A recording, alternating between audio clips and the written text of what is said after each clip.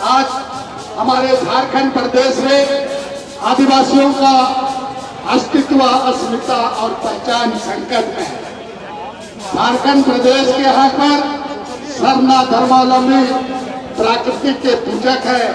नदी, नाला, पहाड़, जीव जंतु को पूजा करते हैं, उसी को अपना आराध्य भगवान के रूप में उसको आस्था व्यक्त करते हैं।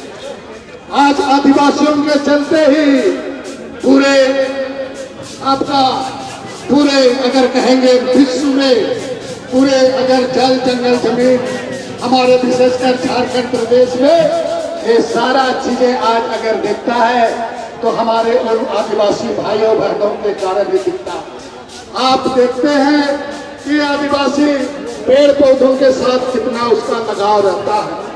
पेड़ पौधा वो लोग काटते नहीं है, वृक्षारोपण करते हैं। जंग पहाड़ को कभी तोड़ते नहीं है, तोड़ते नहीं है। अगर कुआं में भी पहाड़ लगाना रहता है तो कुआं के लिए भी दूर दराज से पत्थर चूर के लाता है, लेकिन बड़ा बड़ा पत्थर को तोड़ता नहीं है। इस बात को समझना है।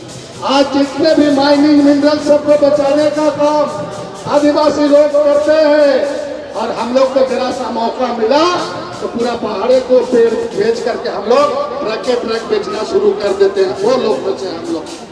इसलिए आदिवासी की भावना को समझना होगा। आज पूरे आदिवासी लोग लंबे समय से संघर्ष कर रहे हैं सरना धर्म कोड के लिए। पूरे जनगणना के कॉलम में हिंदू, मुस्लिम, सिख, ईसाई का कोड है। कौन सा उनका पाप किया है जो कि आपको उसको धार्मिक पहचान नहीं दे रहे हैं? धार्मिक आइडेंटिटी आपको देना होगा, उनके साथ न्याय करना होगा। आज तकरीबन 12 करोड़ देश में आदिवासी लोग रहते हैं। हमारे झारखंड में विगत जब जनगणना हुआ था 2018 में, तो 50 लाख लोग अपना धर्म को सरना धर्म कोड में लिखा था। जबकि जैन का हमारा सरना धर्म कोड से भी उसकी आबादी कम है। तो जब उसकी मान्यता, उसका कोड मिला है तो सरना धर्म कोड का क्यों नहीं मिलेगा? इस बात को हमको आपको समझने की जरूरत है। आज कांग्रेस पार्टी पूरे संकल्प के साथ, आपने देखा होगा कि हर हालात में हमें यहाँ के प्राकृतिक पूजक लोगों को, यहाँ की संस्कृति, यहाँ की परंपरा से लेकर के पूरे चीजों को बचाने के लिए हर हालात में हमें उसको धर्म कोड के लिए लड़ाई लड़ना होगा और ये बात जीतना होगा। यहाँ पर जब जनगणना होता है, अभी डॉक्टर रमेश ओरांव जी कह रहे थे यहाँ पर ऐसे समय में जनगणना होता है कि उस समय लोग यहाँ से पलायन करते हैं, और नतीजा क्या होता है? यहाँ की आबादी भी कम हो जाती है।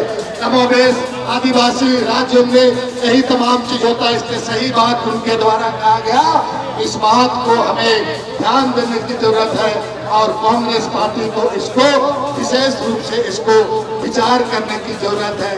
इस बात को मैं आग्रह करने के लिए आया हूँ। बहुत सारे यहाँ हमारे नेतागण हैं। सबसे पहली बात, देश में लंबे समय से सरना कोड का मांग हो रहा है। बगल के उड़ीसा, असम, बंगाल, छत्तीसगढ़, एमपी से लेकर कई राज्यों में, इवन राजस्थान में भी। लेकिन कांग्रेस पार्टी आदरणीय राहुल गांधी जी के नेतृत्व में एक हिम्मत और साहस के साथ उन्होंने कहा है कि हर हाथ में सरना कोड को जनगणना कोड में शामिल करना होगा। उन्होंने हर संकल्प करके दिया है। इसलिए मित्रों, हमें समझना होगा और आने वाले दिन में हमें इस लड़ाई को आगे लेकर के जाना है। कांग्रेस पार्टी, इस आपको मालूम है कि जातिगत जनगणना हमारे आदरणीय नेता राहुल गांधी जी सदन से लेकर के सड़क पर लड़ा, जबकि भारतीय जनता पार्टी के लोग पहले बोलते थे कि ये जो आपका जातिगत जनगणना का मांग करने वाले लोग, ये लोग आपका नक्सल लोग हैं, कई तरह की बातों को कहा जाता था। लेकिन अंत में हमारे नेता का लड़ाई और कांग्रेस पार्टी का संघर्ष इतना जबरदस्त रहा कि भारतीय जनता पार्टी को घुटना टेकना पड़ा और जातिगत जनगणना को उन्होंने स्वीकार किया है। उसी तरीके से मुझे विश्वास है कांग्रेस पार्टी और आदरणीय राहुल गांधी जी, आदरणीय के राजू जी, श्री बेला प्रसाद जी, हमारे नेता प्रणव झा जी, राष्ट्रीय नेता, इन तमाम नेता लोगों का ईमानदारी का लड़ाई, और इस लड़ाई में हम लोगों को साथ देते हुए हमें हर हालात में इस वोट को देना है।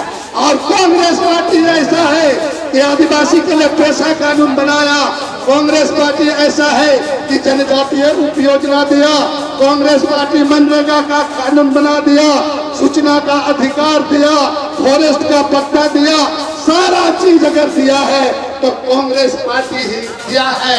भारतीय जनता पार्टी आज तक एक भी हमारे लिए नीतिगत कानून नहीं बनाया है, इस बात को समझना होगा।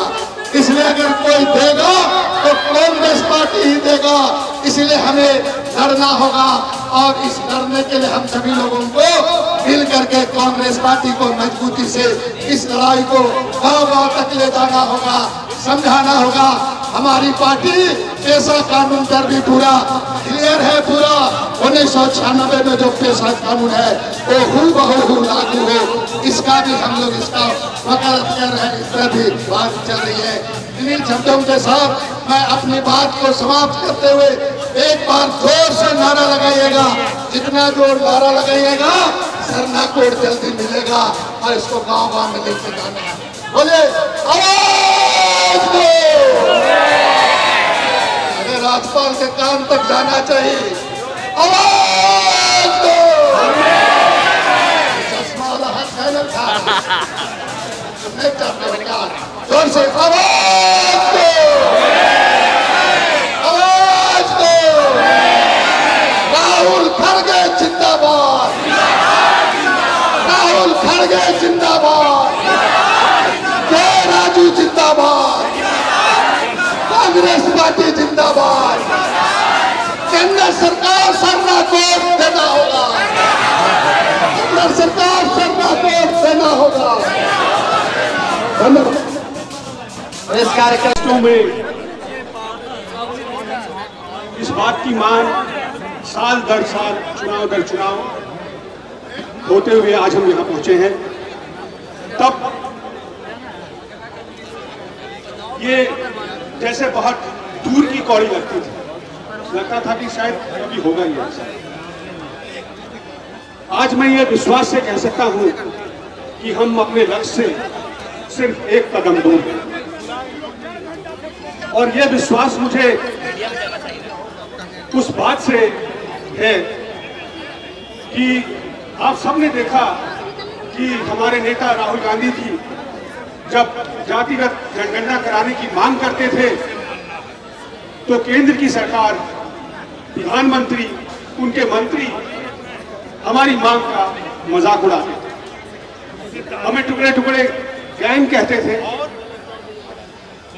हम पर आक्षेप लगाते थे कि हम बांटने की राजनीति कर रहे हैं। जब हमने जनता को समझाया, जब हमारे नेताओं ने जनता को समझाया कि हमारा देश उनकी बेहतरी है, हमारा प्रयास सामाजिक न्याय है, हमारा प्रयास दलित, पिछड़े, वंचित, कमजोर, गरीब तबके के लोगों को उनका अधिकार दिलाना, उनकी पहचान दिलाना।